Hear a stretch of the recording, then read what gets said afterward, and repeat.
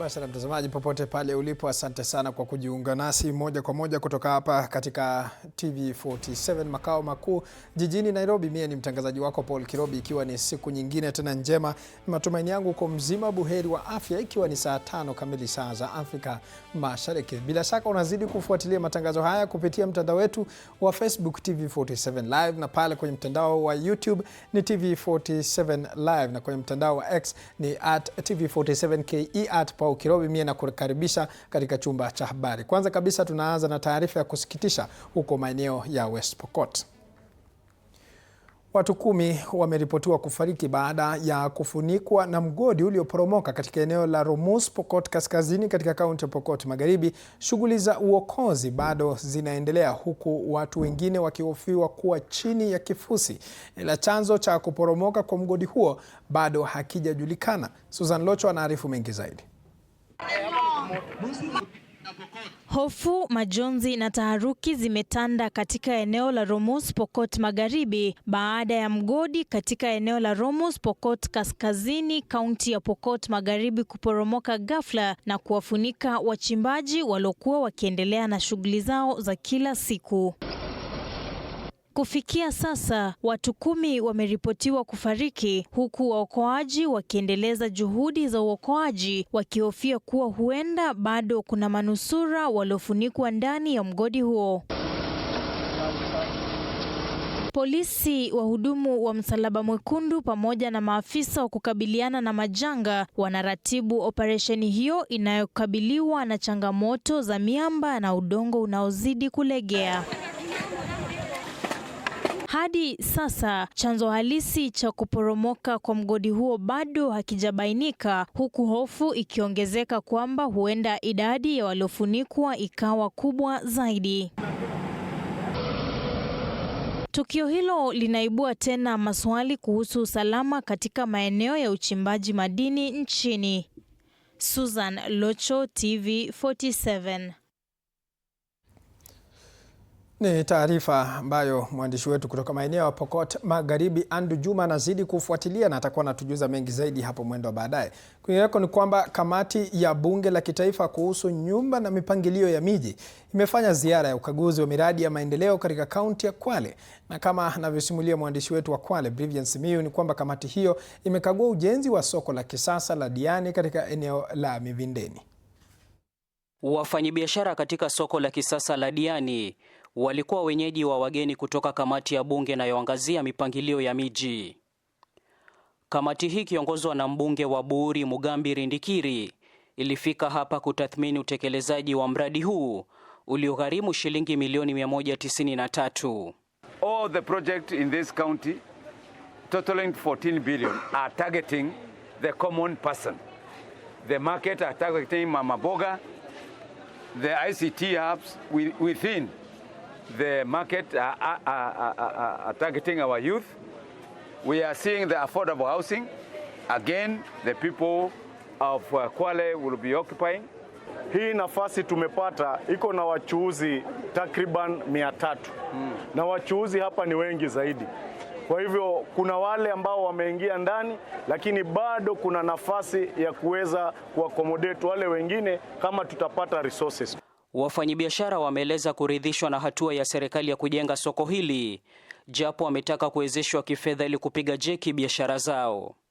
Soko imeanza soko ikiwa na ya mchanga matopeni, ilikuwa inaitwa matopeni, kulikuwa kuna kimbia ni maji tu. Lakini saa hii ni soko ya kimataifa. Yaani ni soko inaweza chukuliwa hapa ipelekwe Italy ama Singapore. Mimi ni mwanabiashara tangu ilipoanza matope mpaka saa hii tunaona mijiwe, tunatembea kwenye cabros. Kitu tunataka ni pesa ya Uwezo Fund iweze kutusaidia kibiashara na kutuinua. Haya yanajiri huku serikali kuu ikitenga shilingi bilioni 14 za miradi mbalimbali ikiwemo nyumba za bei nafuu katika kaunti hii. Nikiripotia TV47, mimi ni Brivian Simiyu.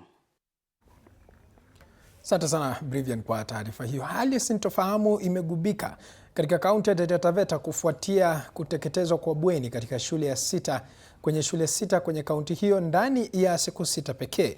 Hivi punde ikiwa ni shule ya kitaifa ya Kenyatta na shule ya upili ya Moi Boys Kasigau ambazo zimeteketea usiku wa kuamkia jana.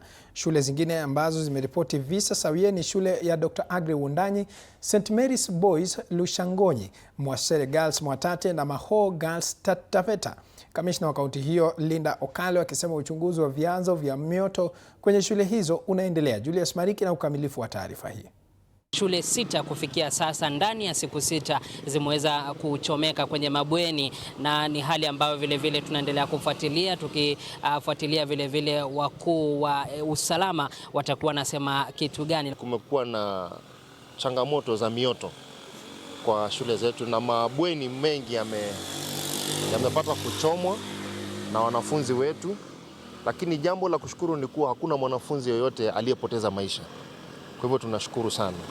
Jana tumepata mkasa hapa Kenyatta High School, na kwa sasa ninashukuru sana kwa sababu hakuna mtoto aliyepoteza maisha yake ama kuumia kiasi kwa kwamba hawezi tibika.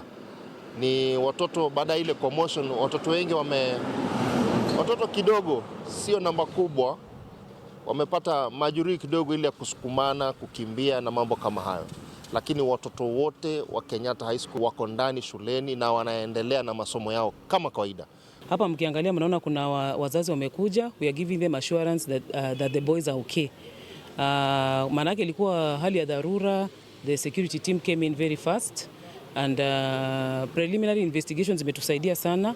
Tumeweza ku-apprehend one non-teaching staff ambaye kwa sasa ako DCI anahojiwa, na tutajua mengine baada ya hapo.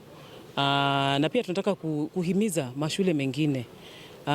Hivi vitendo vya kuchoma mashule are criminal acts.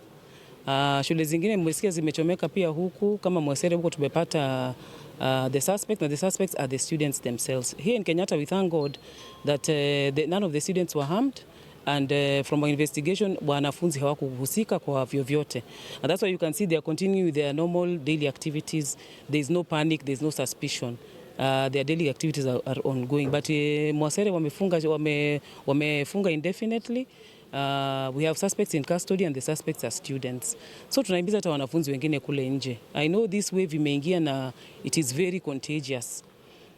Once you are found wewe mwenyewe kama umeparticipate katika hiyo kisa, you will of course be prosecuted, and it doesn't make sense for mtoto akona miaka 16 miaka 17 aende jela na anafaa hawe shuleni anajitengenezea maisha yake. You are shortening your future. So for those who are planning to do this, we are warning you that we are out here and the law will take its course. Namna ndio baadhi ya kauli zao kuhusiana na swala hili, tukiendelea kufuatilia swali kuu likiwa je, nini kinasababisha mioto katika shule kwenye kaunti za Taita Taveta. Nikiripotia TV47, mimi ni Julius Mariki Mwakibo. Na tukitoka maeneo ya Taita Taveta, vyama vya kisiasa pamoja na wananchi wametaka serikali na Wakenya kuhakikisha vyama vyote vinapewa nafasi sawia ama nafasi sawa wakati taifa linaanza maandalizi ya uchaguzi mkuu ujao. Wakizungumza jijini Nairobi baada ya kupokea cheti cha usajili wa chama cha misingi ya utaifa, viongozi wa chama hicho walisema ni jukumu la Tume Huru ya Uchaguzi na Mipaka IEBC kuimarisha usajili wa wapiga kura ili idadi kubwa ya Wakenya wapate fursa ya kushiriki uchaguzi huo. Mwenyekiti wa chama hicho Paul Ribathi alisisitiza kuwa IEBC lazima ihakikishe uchaguzi ujao unafanyika kwa uwazi na kwa mujibu wa katiba. Viongozi hao pia walikosoa serikali kwa kile walichodai ni kuhamisha lawama kuhusu ongezeko la visa vya wahuni nchini, wakisema kwamba serikali na vyombo vya usalama vya kutosha kudhibiti hali hiyo.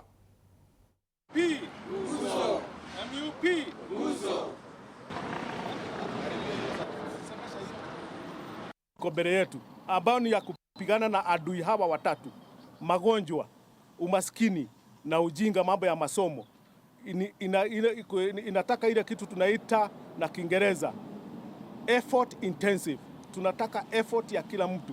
It is effort intensive, na tunahitaji kushikana sisi zote kama wanachama. IEBC ichunge sana mambo ya uchaguzi ambao unakuja mwaka ujao. Tungetaka wa streamline process yote ya uchaguzi ndio ilingane na katiba ya Kenya. Tusiwe tuna uchaguzi ambao sio transparent, ambao sio verifiable, huwezi kuangalia ni nini, na sana sana kama chama tunaambia IEBC i-computerize, i-digitize uchaguzi, kwa sababu uwizi na ambayo sio kura ambazo sio verifiable zinaletwa na hii manual system ambayo tuko nayo. Wale na taarifa hiyo wakati ambapo vijana wa kizazi cha Gen Z wanaendelea kuhimiza demokrasia na uwajibikaji katika uongozi, wanafunzi wa shule ya Lakeside nao wanajifunza kwa vitendo misingi ya uongozi bora kupitia uchaguzi wa wanafunzi uliofanyika shuleni humo. Zoezi hilo lilishuhudia wanafunzi wakigombea nyadhifa mbalimbali za uongozi ikiwemo rais wa wanafunzi, naibu rais, magavana pamoja na makatibu wa wizara tofauti katika mfumo unaolenga kuwapa uzoefu wa mchakato wa kidemokrasia na majukumu ya viongozi. Wanafunzi walioshiriki waliweza kuhusika pakubwa, wakisema kwamba uchaguzi huo umewafunza maadili muhimu kama uadilifu, uwajibikaji na ushirikishwaji katika kufanya maamuzi. Aidha, walieleza kuwa zoezi hilo limewajengea uwezo wa kujiamini, kuwasiliana na kufanya maamuzi kwa busara, huku wakiamini kuwa litawasaidia kuwa viongozi bora wa baadaye.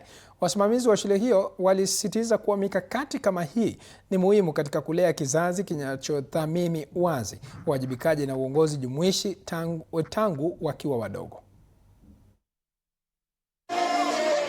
We are trying to help them get out there and even fill the positions in future, so that we try to ensure that they are able to fit in this particular society and create an impact going forward, so that at least we can look at the leaders who are morally upright and they're able at least to shape the nation and also shape the whole world.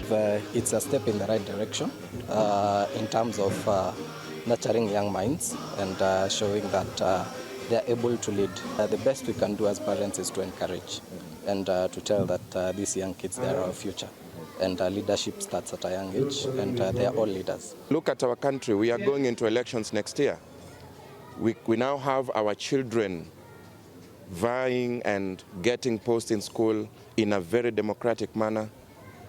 This is a step in the right direction as a country, because we know very well these students are the leaders of the future. You can imagine if they start going through transparent procedures at such an age.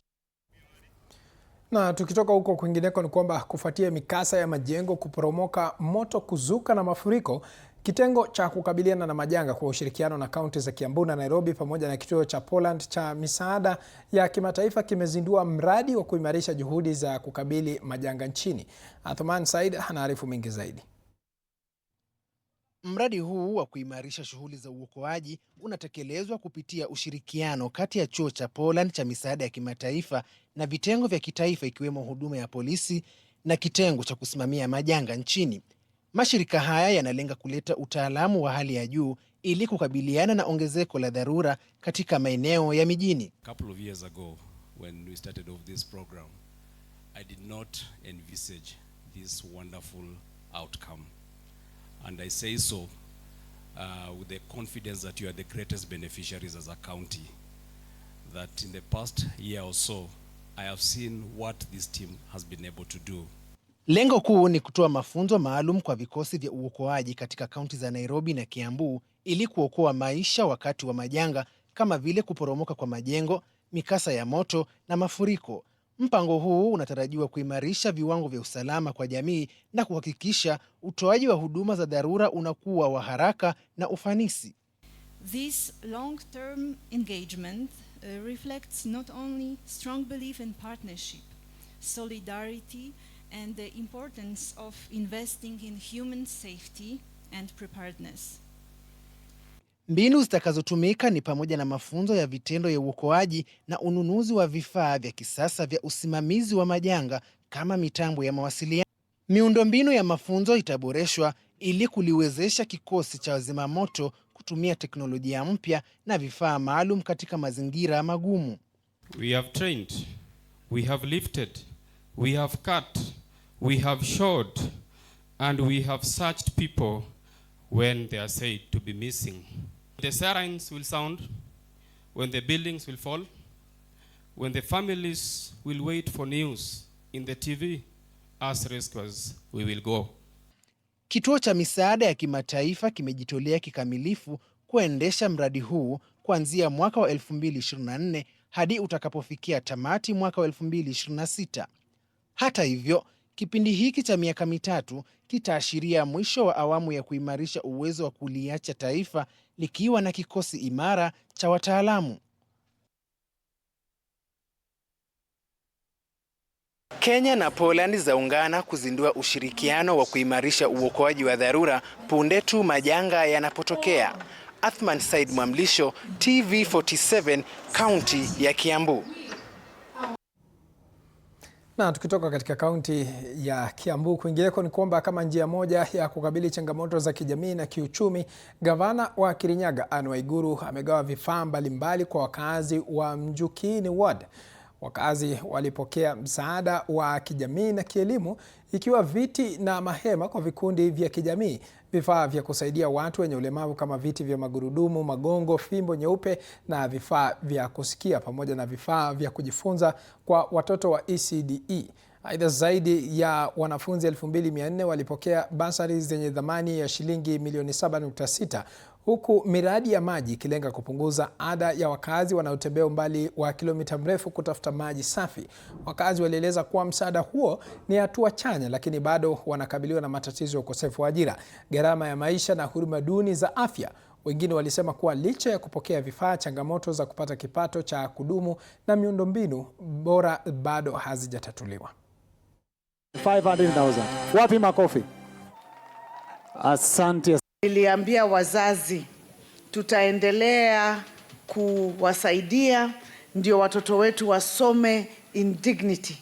Ndio ukikuja Kirinyaga ukikutana nao kwa barabara unasema kweli hiyo ni Kirinyaga County. Na tangu nianze kupeana school uniform nimesikia kaunti zingine zimeanza, najua mmesikia wengine kule. Kirinyaga leads and others wanafanya nini? They follow. Tunajua if you want to empower a society, you empower it by educating the children, because education liberates the mind. Na tukiachana na hayo, ni afueni kwa wakulima wa majani chai katika kituo cha Bondeni KB68 katika kaunti ya Nyamira baada ya kulalamika kwa muda mrefu kuhusu ulaghai wa kilo unadaiwa kufanywa na makarani. Wakulima hao sasa wamekubaliwa kununua ratili yao wenyewe, hatua ambayo wanaona kama mwanzo wa mabadiliko yatakayowapa malipo bora na kupunguza migogoro ya muda mrefu. Kwa miaka mingi wakulima walikuwa wakilalamika kuhusu malipo duni kutokana na kupotea kwa kilo wakati wa upimaji, hali iliyowaacha bila matumaini. Hatua hii mpya inaleta matumaini ya uwazi na kupunguza hasara. Tumepitia changamoto ya shida ya uwizi ya makiro hapa. Tukifika na chai hapa, unaambiwa weka chai, tena nakuambia hebu toa sungura, sunga, bwana sunga nisi. Ni kuria kwangu na wakulima wangu ati atupati kilo kwa vizuri. Tukibeba chai kutoka kwa shamba unachua unabeba nini? Ni wakulima kutoka kituo cha ukusanyaji majani chai cha Bondeni Kebirigo 68 wakieleza mangaiko na masaibu waliokuwa wakipitia mikononi mwa makarani waliokuwa wakipima majani chai, huku wakidai wamekuwa wakiweka uzani usio sahihi. Leo nimefurahi sana kuona hii ratili juu tumesumbuka hapa. Unafika hapa unaambiwa hebu weka mkono moja ya gunia. Sasa sijui factory ilitengeneza gunia mkono moja ama mkono mbili. Unaweka atisunga weka mkono moja, hebu songesha nyuma. Sasa hiyo unaconfusiwa, unaambiwa anasema ati kilo 10 unapata ni kilo 8. Jameni, tumechoka na hii shida hii, tumechoka tangu hata benki hatuwezi enda kukopa loan. Licha kuwasilisha malalamishi yao na swala hilo kutatuliwa na idara husika, hatimaye suluhisho lao la kununua ratili mbadala ilikubaliwa, hatua wanayosema itasaidia kupunguza unyanyasaji katika biashara hiyo, kwani wamekuwa wakikadiria hasara kubwa. Tumeteseka kiasi, we want to confirm with the scale ya factory na hii yetu tulinunua. Kama ni 10, ikipatikana ni 10 ni sawa. Lakini ikipatikana kuna tofauti, hapo tunasukumana. This is the only crop we are depending entirely. Tukipata pesa vizuri, watoto watasoma. Tutakuwa na furaha juu sasa hata nguo na safari juu unapima kilo yangu nikijua nikibeba kitonga hiyo, ninabeba kilo 10 nikijua nitapima kilo 10. Sio kilo 5. Ona ni sawa, inarengana pamoja. Ndio tulinunua hii kilo tukue pamoja na makarani yetu yenye natoka kwa factory, tusikiriane, tufanye biashara pamoja, ndio tupata hata sisi kitu cha kukula. Wakulima hawa sasa wametaka vituo vingine na wakulima kuwaiga ili kuhakikisha wanapata malipo bora na kuandika uzani ulio sahihi. Kombo Alfayo, TV47, Bondeni, Nyamira. Asante sana Kombo Alfayo ukiwa maeneo ya Nyamira. Huzuni imetanda katika soko la Huhundindi, Mumias Magharibi kufuatia kuuawa kwa muuzaji wa duka kwa kupigwa na watu wasiojulikana. Ezekiel Sibia na taarifa kamili. Majambazi walivamia kituo cha biashara soko la Hundindi, Mumias Magharibi mwendo wa saa 2 usiku na kumuua Duncan Mungalo mwenye umri wa miaka 20 pekee. Jambo ambalo limetushangaza leo asubuhi ni kusikia ya kwamba mtoto Duncan wauni wameingia hapa, wamemchinja kama umbwa. Mimi nashindwa serikali yetu inafanya kazi gani? Na polisi ni wengi, tumeona saa hii wamekuwa hapa na kuruza mingi. Hiyo tunajua kwamba serikali inapewa means ya kuingia maeneo yote. Familia ya marehemu imejawa na maswali mengi, kwani wavamizi hawakuiba bidhaa yoyote ndani ya duka baada ya kufanya mauaji hayo. Jana amekuja at least akuwe busy kidogo hapa, na tunapata amechinjwa kama umbwa, amekufa kijana ambaye ni mdogo tu, na yeye hata hakuwa ni wa kukaa hapa. Hata kama ingekuwa ni business rivalry, huyu kijana alikuwa kuingia university in 2 months to come. Wakazi wanalalamikia utovu wa usalama, wakidai kuwa maafisa wa usalama wamekata kushika doria na kuacha wahalifu wafanye maovu katika kijiji cha Buyaka. Security katika hii area Yetenje, nasema katika hii area Yetenje ni mbaya sana sana, na hata usiku tuko na vijana wadogo wa shule wadogo ambao wamejihamisha na mapanga na marungu, usiku wanatembea wakikatakata watu. Kamanda wa polisi Richard Omanga amefika katika soko la Hundindi na kuahidi kuwa msako mkali unaendelea ili kuhakikisha wauaji wanakamatwa na kufunguliwa mashtaka. Alio yenu tumeisikia. Na tukufanyia nini? Kwa vile mmetuambia. Lakini muache polisi wanajua vile wanafanya processes.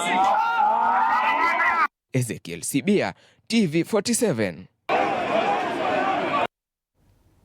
Na tukiachana na hayo, wanafunzi kwenye baadhi ya shule katika kaunti ya Baringo sasa wanalazimika kutoenda shuleni baada ya maji kutoka ziwa Baringo kuzamisha miundombinu muhimu vikiwemo viwanja vya michezo, vyoo na barabara. Hali hiyo imesababisha uharibifu wa vienzo za elimu na kuathiri shughuli za masomo. Chichi Josephine na maelezo zaidi. Safari ya kawaida ya kwenda shuleni eneo hili sasa imekuwa tukio hatari na la kuchosha kwa mamia ya wanafunzi katika shule ya Lorok Comprehensive Baringo Kaskazini. Hii ni baada ya maji kutoka ziwa Baringo kuzamisha madarasa, vyoo na kuharibu barabara.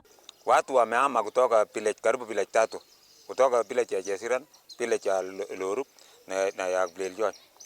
Sasa wanafunzi wote ambao hiyo village 6 wanakuja shule. Alafu sasa maji imeharibu. Boti hii moja ndogo kwa sasa ni kifaa muhimu kwa wanafunzi, wazazi na walimu ambao wanakitegemea kufika shuleni. Hiyo nilikirudisha watoto ni risk sasa, upepo inachapa mbele ukuta. Sasa wakati inachapa mbele ukuta inanibidi niende pole pole. Hata hivyo, boti hii ina uwezo wa kubeba watoto 7 pekee, ila zaidi ya wanafunzi 250 wanaitegemea kila siku. Kila asubuhi wanafunzi katika shule ya Lorok Comprehensive wanalazimika kujasira maji yaliyofurika ili kufika darasani, huku wengine wakisalia nyumbani kwa woga wa kusombwa na mafuriko. Kadhalika, hali hii pia imekuwa mbaya kiuchumi kwa familia nyingi. Na income ya hapa mzazi naenda kibarua.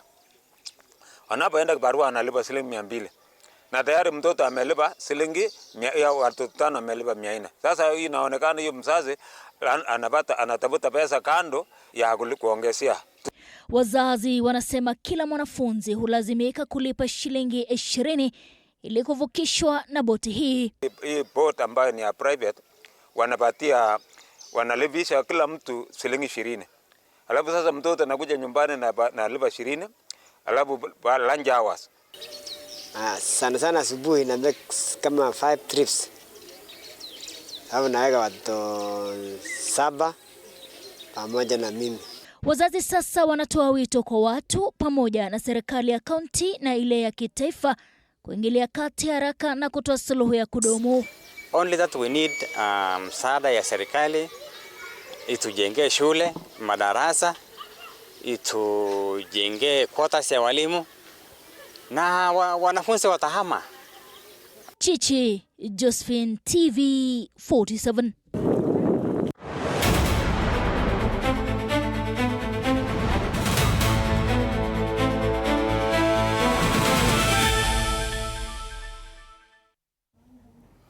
Na bila shaka mtazamaji, kwa sasa wacha tuingie michezoni ambapo ligi ya volleyball nchini inaendelea katika uwanja wa Nyayo katika kaunti ya Nairobi, huku timu mbalimbali zikiendelea kuonyesha ubabe wao kwenye mchezo wa volleyball.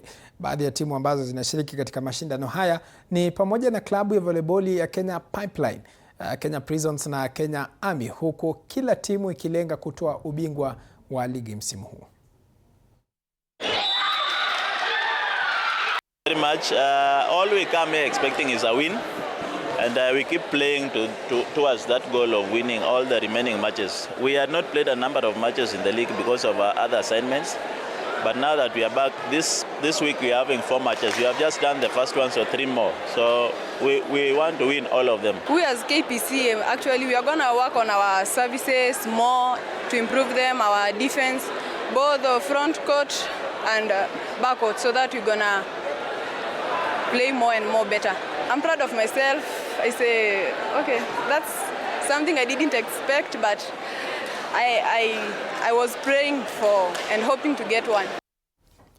Na tukiachana na hayo, kwingineko ni kwamba Aston Villa watamenyana dhidi ya Freiburg kwenye finali ya ligi ya Europa ambayo itafanyika tarehe 20 at 8:30 p.m.